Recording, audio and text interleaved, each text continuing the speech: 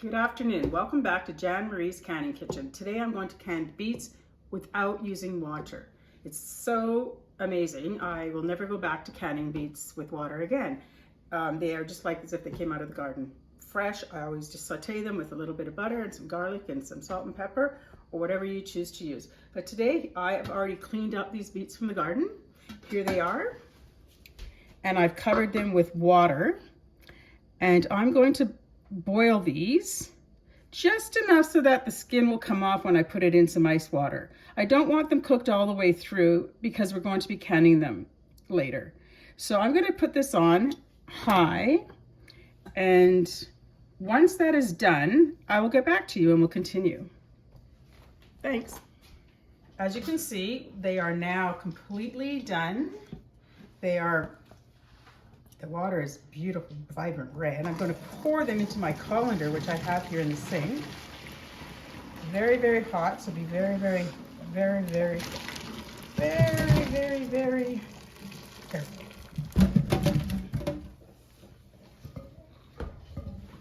As I'm straining these, I'm going to quickly put them into the cold water with ice. This stops the cooking process so they don't continue to cook, and they'll peel beautifully.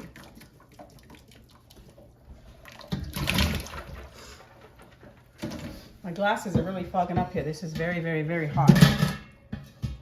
There's the remainder of the beets.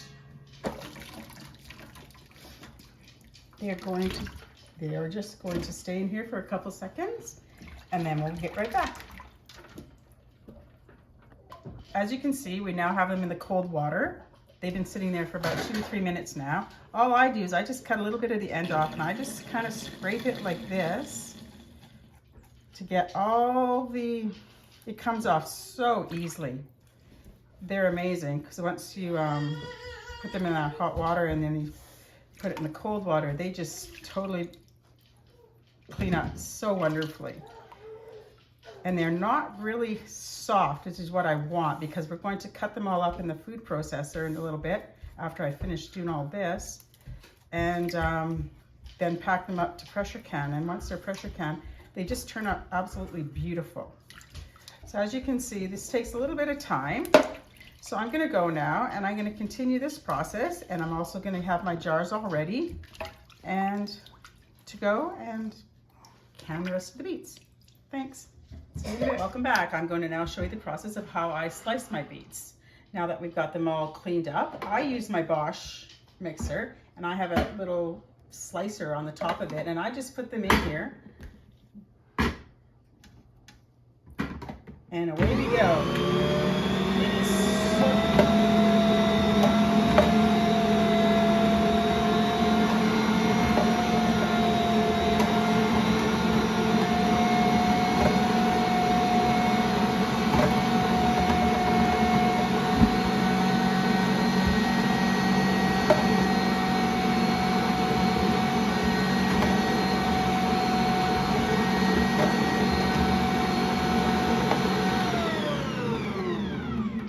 and I'll see you back when I'm ready to jar them. As you can see, our beets are all now sliced and they're ready to be put in the jars. I have prepared my jars. Again, one of the most important part of canning is that these jars are washed, sanitized, and no bacteria can get in them. So right now I'm going to take my beets and I'm going to put them in. I use a 500 ml or half a quart. Wherever you live, we're in mills where we live. And I fill these up as much as I can. Give it just a little, probably about I bang them down just to get a little bit more in, get all the bubbles out. I'm gonna go on to the next one. I'm not sure how many jars I'm gonna get from this, but we go through quite a few of them in the winter time. It's nice to have fresh beets on hand in the winter.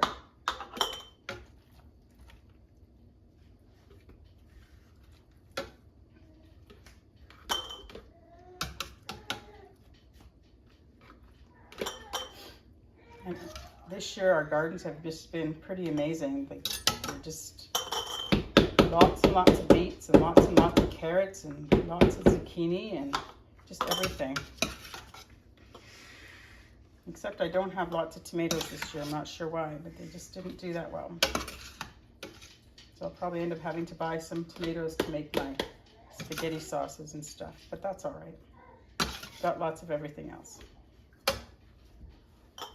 I am back. I have filled all my jars. I got about 9 jars. So now another very important part about canning is always wipe the top of your jars. I use a paper towel or a napkin or something that's clean and sterile as well. Make sure that there's no residue left behind, because otherwise they do not seal and then you will be eating a lot of beets. And that's really not what I want to do. So now again, I've had my lid sitting in a pot, nice and hot, and I use this little magnet, handy dandy magnet, to put them on so we're not touching them as little as possible. Even though my hands are clean, I still like to do it this way, because that way you don't have to worry about bacteria getting in any way.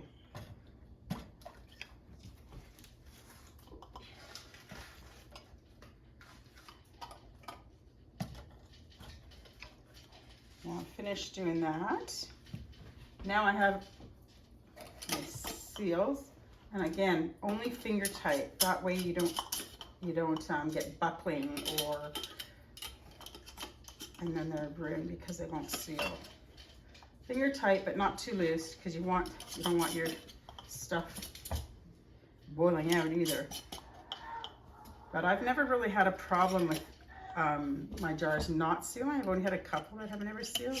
I had just put too much content in, and then it just doesn't seal very well. So I'm going to take these and put them in my jar out here, because my canner actually, I missed one. My canner is outside today because it's absolutely beautiful. So I'll meet you out there. Oh, welcome back. I'm outside now with my All-American canner. I'm canning on my camping stove, actually. It's a beautiful stove. It holds it very nicely, and it's propane. I've also used a flame diffuser for underneath so it doesn't wreck my canner. And I have my beets. I have the water. I put 3 liters of water in for my All-American. And I'm going to put my beets in. The bottom fits exactly 9 500 ml jars.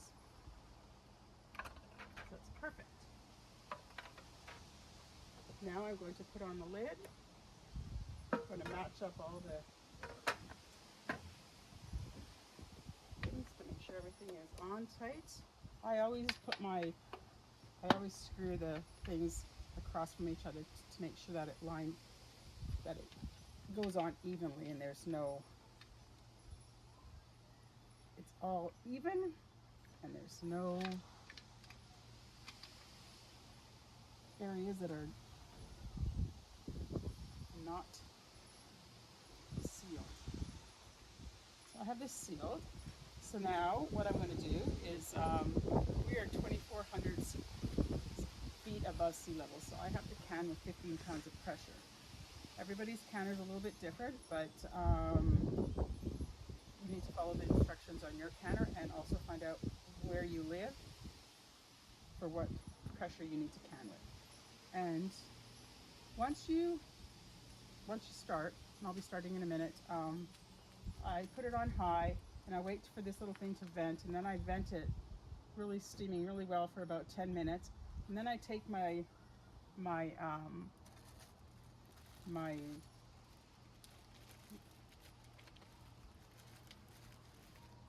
little pressure thing, and I put it on on the number 15, and I wait until it gets up to the pressure of 15, and that's when I turn down my canner.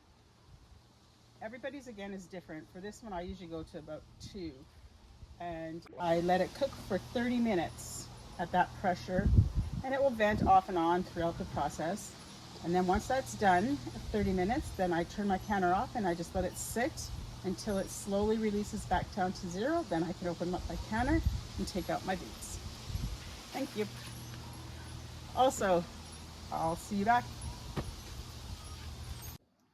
Welcome back. The canner is now finished. It's come down to 0 pressure. I'm going to take off my weight and I'm going to undo it. As you can see, the canner is now inside. It's not outside because it got really, really windy just before I was just after I finished putting the lid on, and the flame kept going out, so we had to stop, and we brought the canner inside. So we're finishing up inside. So anyways, here is these wonderful beets. They smell marvelous.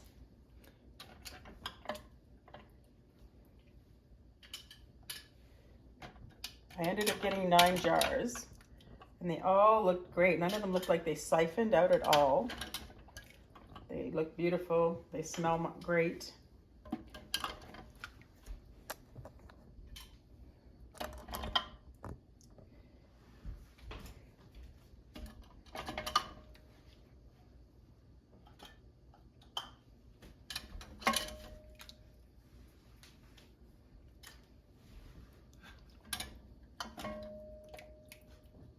So as you can see, I got 9 jars on the side, and now I'm just going to leave them sit here for the next 24 hours, and we will listen for the little ping to make sure that they all sealed, and then we'll put them on our shelves.